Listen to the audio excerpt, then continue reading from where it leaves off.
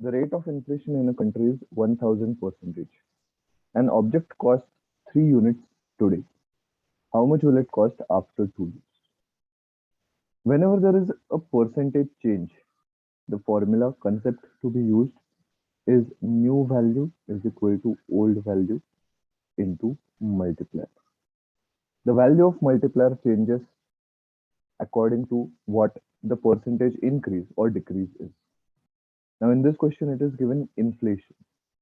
Inflation conceptually it is percentage increase and it is given to be 1000%. Now the object costs 3 units today. So the old value we can say is 3 because we have been asked the cost after 2 years. So that will be the new value.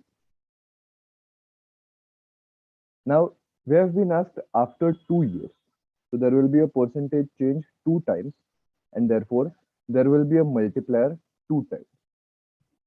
Now because it is percentage increase, the multiplier will be 1 plus. Now the fraction equivalent of 1000% is 1000 upon 100 and this will happen 2 times because we have been asked the cost after 2 years. So if you simplify this, the zeros get cancelled out, it becomes 10. So 1 plus 10, that is 11. We have it 2 times. So 3 into 11 into 11.